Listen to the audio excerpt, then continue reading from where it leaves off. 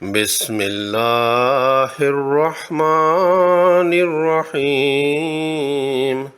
حضرت عبداللہ بن عمر رضی اللہ تعالیٰ عنہما سے روایت ہے کہ رسول اللہ صلی اللہ علیہ وآلہ وسلم نے ارشاد فرمایا، 3 اشخاص ہیں جنہیں قیامت کی بڑی گھبراہٹ بھی خوفزدہ نہ کر سکے گی اور نہ انہیں حساب دینے میں دشواری ہوگی۔ وہ مخلوق کے حساب و کتاب سے فارغ ہونے تک مشک کے ٹیلوں پر آرام کرتے رہیں گے۔ پہلا وہ شخص ہے جس نے اللہ تعالیٰ کی رضا کے لیے قرآن پڑھا اور کسی قوم کی امامت کی جبکہ مقتدی لوگ اس سے خوش ہوں۔ دوسرا وہ آدمی جو صرف رضا الہی کی خاطر لوگوں کو 5 وقت کی نمازوں کی دعوت دیتا ہو، اور تیسرا وہ غلام ہے جو اپنے پروردگار کے معاملات بھی درست رکھے، یعنی عبادت کرتا رہے اور اپنے آقا کے کام بھی خوش اسلوبی سے انجام دے۔ الحمد للہ رب العالمین، والصلاة والسلام علی سید المرسلین وعلی آلہ وصحبہ اجمعین۔ السلام علیکم ورحمۃ اللہ وبرکاتہ۔ تجوید الفرقان اردو چینل میں آپ کا خیر مقدم ہے۔ گزشتہ سبق سے قرآن حکیم کی چند آیات کی تلاوت سیکھے گئے تجوید کے قواعد کی روشنی میں مشق شروع کی تھی۔ آج کی ویڈیو اسی سلسلے کی دوسری کاوش ہے۔ اللہ تعالیٰ سے توفیق کی دعا کرتے ہیں وہ اپنے خصوصی فضل و کرم سے ہمیں اپنی مقدس کتاب کی صحیح اور درست تلاوت کرنے اور اسے سمجھنے اور عمل کی سعادت نصیب فرمائیں، آمین۔ یہ سورہ مبارکہ الرعد پارہ نمبر 13 کی چوتھی آیت ہے۔ اس آیت کو مکمل پڑھنے کے بعد ہمیں اندازہ ہوتا ہے کہ تجوید کے قواعد کا سیکھنا کیوں ضروری ہے اور صرف ایک آیت کے اندر کتنے قواعد آئے ہیں۔ آئیے شروع کرتے ہیں۔ را ساکن سے پہلے مفتوح حمزہ ہے، یعنی زبر والی حمزہ ہے۔ شبہ مستعلیہ کے قواعد میں ہم نے پڑھا تھا کہ را ساکن سے پہلے اگر زبر یا پیش ہو تو را کو موٹا اور پر پڑھا جاتا ہے، تو یہاں را کو پر پڑھنا ہوگا۔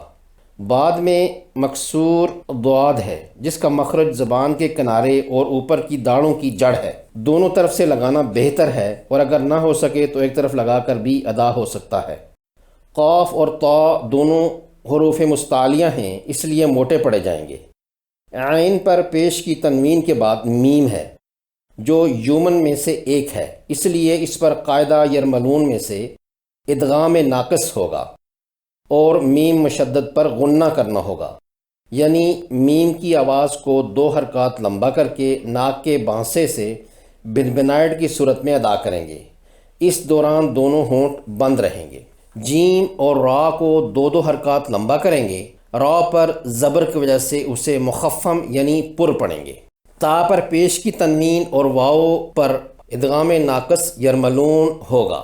اس ادغام میں نون کی کچھ آواز باقی رہے گی۔ آگے نون مشدد کو غنہ سے ادا کرنا ہوگا۔ نون کی آواز کو 2 حرکات لمبا کرتے ہوئے ناک کے بانسے سے ادا کریں گے۔ ہونٹ کھلے اور زبان تالو سے چپکی ہوگی۔ کھڑی زبر کی وجہ سے اسے 2 حرکات لمبا بھی کرنا ہوگا۔ مزید آگے تا کی تنوین اور میم مشدد مکسور سے ادغام ناقص اور میم کا غنہ کرنا ہوگا۔ اس قاعدہ کا بیان پہلے ہو چکا ہے۔ من کے نون ساکن کے بعد زبر والی حمزہ ہے۔ حمزہ چونکہ حروف حلقی میں سے ایک ہے، اس لیے اس نون پر اظہار کریں گے اور نون کو ظاہر کر کے من پڑھیں گے۔ اعناب میں نون پر زبر ہے اور بعد میں الف ہے۔ الف سے پہلے اگر زبر ہو تو یہ الف مدہ ہوتا ہے، 2 حرکات لمبا کر کے پڑھنا ہے۔ اعنابن با پر زیر کی تنوین اور واو مشدد پر یرملون میں سے ادغام ناقص ہوگا۔ را ساکن سے پہلے زا پر زبر ہے، اس لیے یہ را ساکن موٹا یعنی پر پڑھا جائے گا۔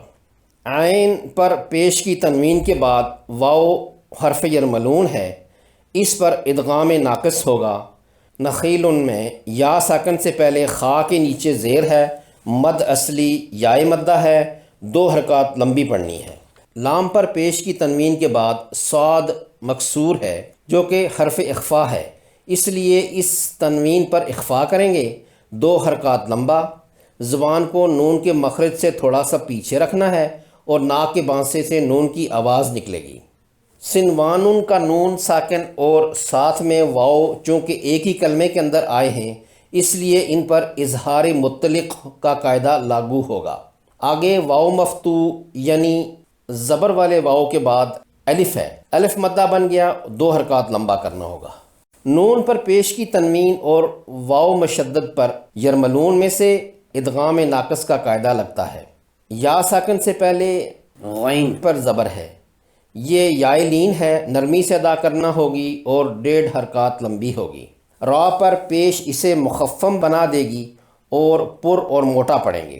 صاد حروف مستعلیہ ہونے کی وجہ سے موٹا پڑا جائے گا۔ نون ساکن کے بعد واو ایک کلمہ کے اندر ہونے کے باعث اظہار مطلق کے قاعدہ کے تابع ہوں گے اور اس نون کو ظاہر کر کے پڑھیں گے۔ واو کی زبر کے بعد الف سے الف مدہ بن جائے گا۔ نون پر زیر کی تنوین کے بعد یا آئی ہے اور یہ یومن کے کلمات میں سے ایک ہے، اس طرح اس پر یرملون کا قاعدہ ادغام ناقص لاگو ہوگا۔ سین مرقق حرف ہے، اسے باریک پڑھیں گے اور آخر میں قاف پر کھڑی زبر 2 حرکات لمبی پڑھیں گے، الف مدہ کے قائم مقام۔ کھڑی زبر کے بعد یا خالی ہے، اسے حذف سمجھا جائے گا اور نہیں پڑھی جائے گی۔ با مکسور باریک پڑھی جائے گی۔ میم کی زبر کے بعد الف ہے، یہ الف مدہ ہو گیا۔ اسی کلمہ میں آگے حمزہ زیر کی تنوین کے ساتھ آئی ہے۔ حروف مدہ اور سبب مدہ یعنی حمزہ چونکہ ایک ہی کلمہ کے اندر ہیں، اس لیے اس الف مدہ پر مد متصل 5 حرکات طویل ہوگی۔ الف کے اوپر مد متصل کی علامت بھی واضح ہے۔ آگے چلتے ہیں۔ حمزہ کی زبر کی تنوین کے بعد واو ہے، یرملون ادغام ناقص کا قاعدہ لگے گا۔ واو کی زبر کے بعد الف اسے الف مدہ بنا دے گا، اسے 2 حرکات لمبا کرنا ہے۔ مکسور ہا کو درمیان حلق سے نکالنا ہے، احتیاط رہے کہ اس پر ہا یا حمزہ کا تلفظ نہ ہو اور نہ ہی خا پڑی جائے۔ کف کی علامت وقف کرنے کی ہے، اگر دال کی تنوین پر وقف کیا تو زیر کی تنوین جزم میں بدل جائے گی، یعنی وقف بالاسکان کرنا ہوگا۔ اس صورت میں چونکہ دال ساکن ہو گئی اور یہ قطب جد کے حروف میں سے ایک ہے، اس لیے اس پر قلقلہ بھی کریں گے، یعنی دال کی آواز اپنے مخرج سے واپس آئے گی۔ یہ قلقلہ کبیر ہوگا وقف کی وجہ سے۔ ضاد مشدد ہے، اس میں 2 ایک جیسے حروف اکٹھے ہیں، پہلا ساکن اور دوسرا متحرک، یعنی پہلا ضاد مجزوم ہے اور دوسرا مکسور زیر والا۔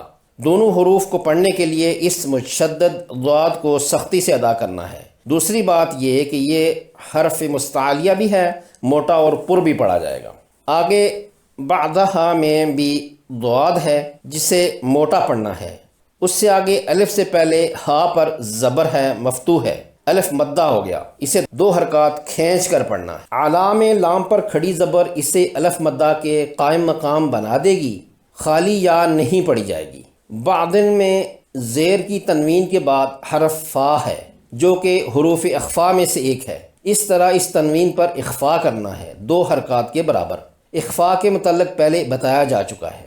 ملا کر پڑھنے کی وجہ سے حمزۃ الوصل گر جائے گی، یعنی نہیں پڑھی جائے گی۔ وقف مطلق طا کی علامت پر اگر وقف کیا تو لام کی زیر سکون میں بدل جائے گی، یعنی وقف بالاسکان کریں گے۔ نون مشدد پر غنہ کرنا ہے، ناک کے بانسے سے 2 حرکات لمبا کر کے ادا ہوگا۔ فا کی زیر اور ساکن یا سے یائے مدہ ہوتا ہے، یہ بھی 2 حرکات لمبی مد اصلی ہوگی۔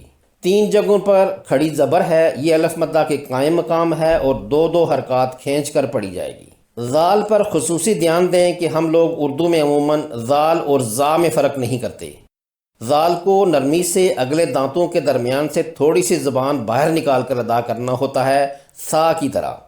تا پر زیر کی تنوین کے بعد لام ہے، یہاں یرملون کا قاعدہ ادغام تام ہوگا۔ لام اور را پر ادغام تام ہوتا ہے، یعنی مکمل ادغام ہوتا ہے۔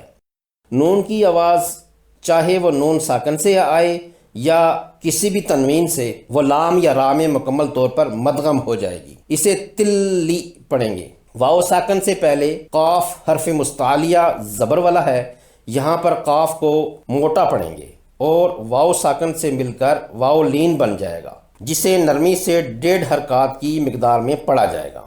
میم کی زیر کی تنوین کے بعد یا ہے جس پر یرملون کا قاعدہ ادغام ناقص ہوگا۔ قاف موٹا پڑھنا ہوگا، قاف اور صاد موٹا پڑھنا ہوگا۔ لام کی پیش کے بعد واو مجزوم ہے، اس طرح یہ دونوں حروف واو مدہ بن جاتے ہیں۔ وقف کرنے پر نون مفتوح ساکن نون میں تبدیل ہو جائے گا اور وقف بالاسکان ہوگا۔ چونکہ وقف سے پہلے واو مدہ تھی، وقف کرنے پر اس واو مدہ پر مد عارض 6 حرکات لمبی کرنی ہوگی۔ ان سارے قواعد کو مد نظر رکھتے ہوئے اب پوری آیت پڑھی جاتی ہے۔ اعوذ باللہ من الشیطان الرجیم وفی الارض قطع متجاورات وجنات من اعناب وزرع ونخیل صنوان وغیر صنوان یسقى بماء واحد صنوان وغیر صنوان یسقى بماء واحد ونفضل بعضها على بعض في الأكل إن في ذلك لآيات لقوم يعقلون۔ ہم سب پر بحیثیت مسلمان ذمہ داری عائد ہوتی ہے کہ قرآن کی تعلیمات کو عام کرنے میں اپنا حصہ کما حقہ ادا کریں۔ اگر آپ سمجھتے ہیں کہ آپ کے حلقہ احباب میں کسی اور کے لیے یہ اسباق فائدہ مند ہو سکتے ہیں تو انہیں اس چینل کا لنک دے کر آپ بھی اجر کے مستحق بن جائیں۔ اللہ کریم ہم سب کو قرآن مجید کی محبت سے سرفراز فرمائیں، آمین۔ مع السلامہ۔